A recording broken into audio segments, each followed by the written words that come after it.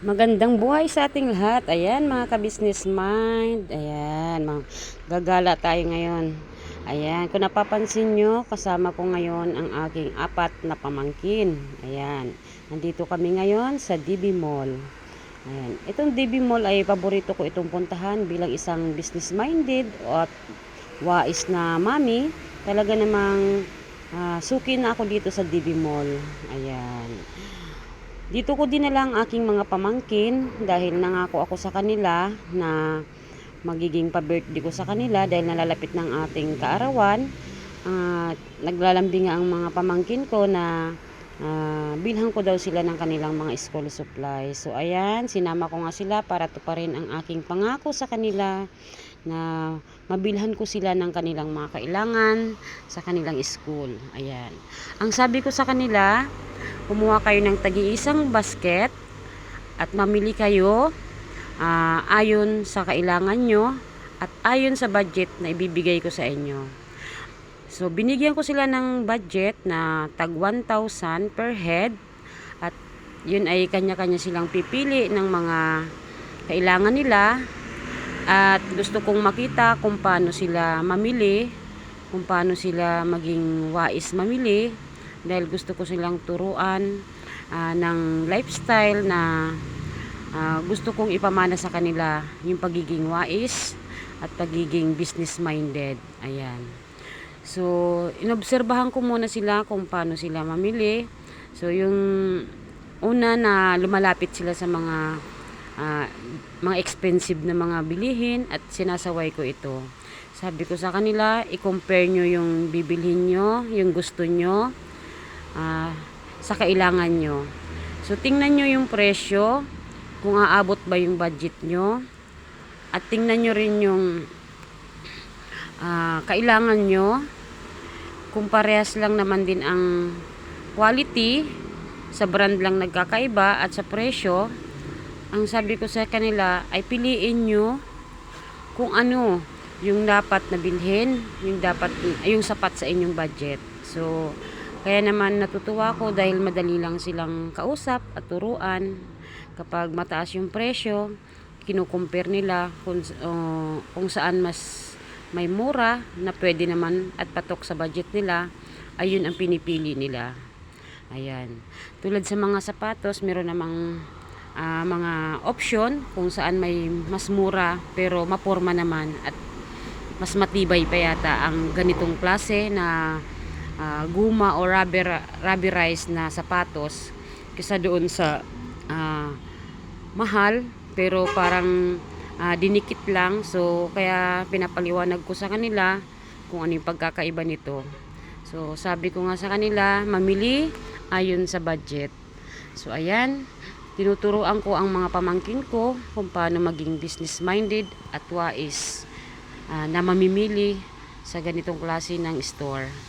So ayan, dahil mayroon silang 1,000 na budget kada isa, talaga namang kailangan nilang tipirin yung budget nila. So para mabili nila lahat, kailangan nilang isaalang-alang kung ano lang yung kailangan nila. Hindi sila pwedeng kumuha ng hindi pa nila kailangan at hindi rin sila pwedeng kumuha ng labis sa budget nila. So doon ko sila tinuturuan kung paano maging isang lumaking marunong mag-budget, marunong umunawa at marunong umintindi kung ano yung dapat nilang gawin. So ayan, iniikot nila yung mga kailangan nila ng mga bibilhin para makuha nila lahat ng kailangan nila. Ito ay sinasaalang-alang nila sa budget na hawak nila.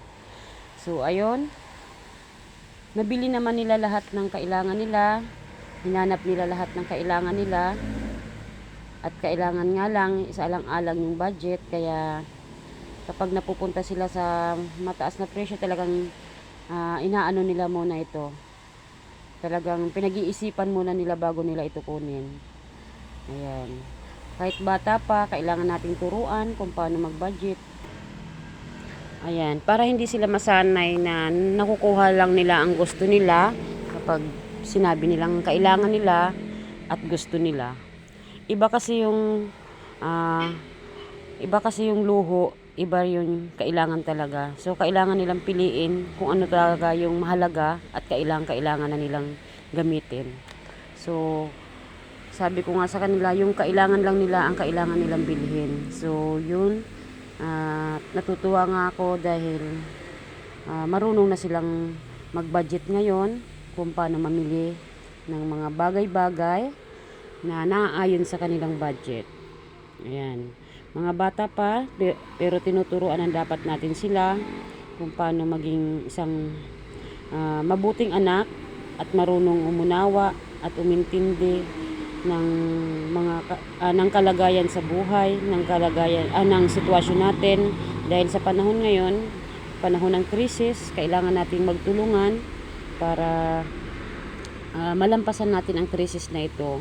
So kailangan nating magtipid, mag-budget sa anumang bagay. So ayan nga, umpisahan natin sa ating mga anak, gawin natin, disiplinahin natin sila at paggawa natin sa kanila kung anong nararapat gawin para makatulong sila sa pamilya. Ayan, malaking bagay na makatipid sila sa lahat ng bagay, sa lahat ng mga kailangan nila, sa mga binibili nila. Kailangan marunong sila mag-budget, marunong sila mag-isip kung paano makatipid. Ayan. So, ayan, mga ka-business mind, turuan natin ang ating mga anak o mga pamangkin man o kamag-anak na mga paslit pa o mga bata pa na ganito, dapat matuto silang maging maayos ang pamumuhay, maging masaya sila, makontento sila kung ano ang meron, kung ano yung kaya ng mga magulang, kung ano kaya ibigay sa kanila ng kanilang mga magulang. Makontento sila kung ano lang yung meron at kung ano yung nandyan, kung ano yung nakayanan ng pamilya na maging budget. Sana ipagtulong-tulungan at maging wais nga tayo, maging wais mami, maging wais na mga anak, maging wais na mga magulang at maging mga wais na mamamayan. Ayan, nakakatuwa isipin na sa murang edad nila ay natutunan ko silang mamili ng naayon sa budget na kailangan, na budget na meron sila. So ayan, para matuto sila na hindi lahat ng bagay makukuha lang nila ng isang saglit lang. Ayan, kailangan muna nilang paghirapan o kailangan nilang pagtrabahuhan kung anong kailangan nila para matuto sila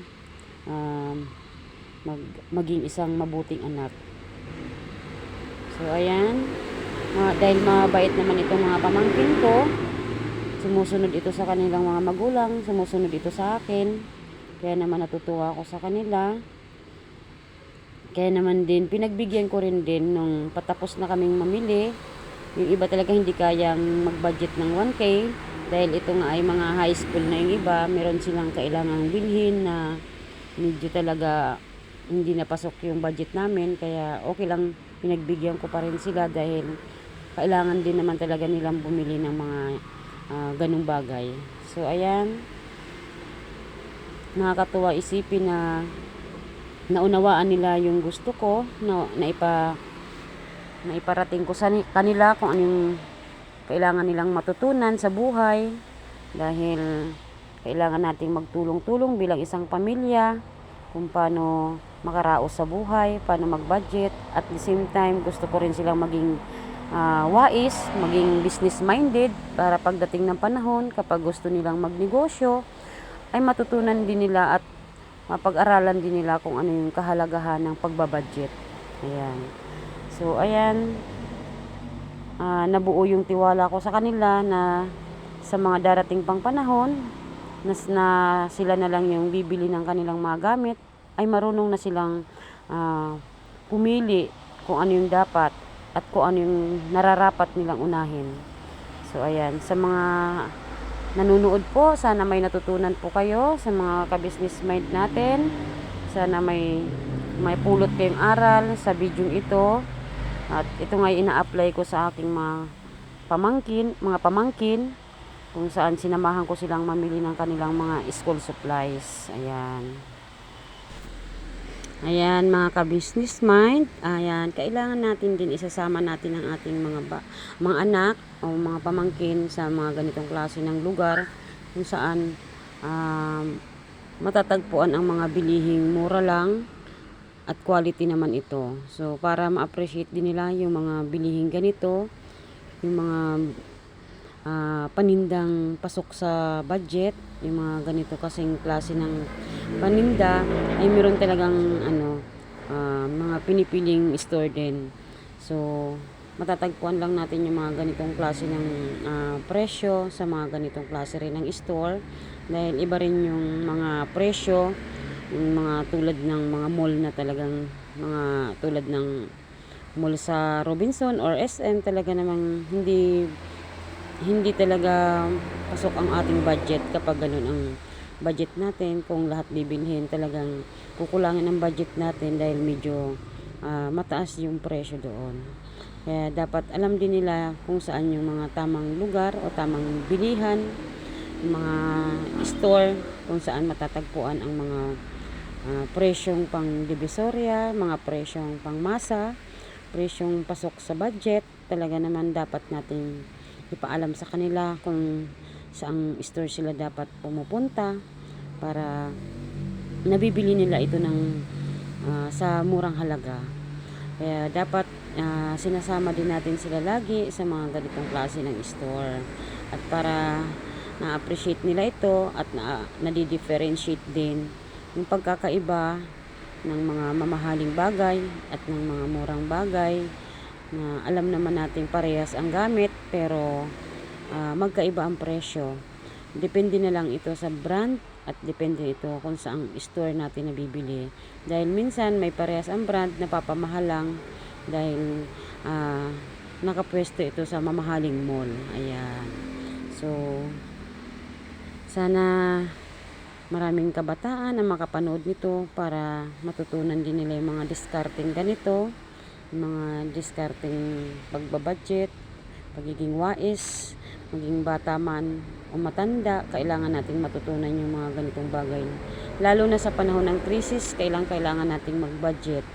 Sa ngayon, sana may natutunan kayo mga ka-business mind natin, na matuto tayong maging wais mamili, maging wais sa lahat ng bagay. Kaya ayan, thank you so much sa panonood nito. Thank you, bye bye.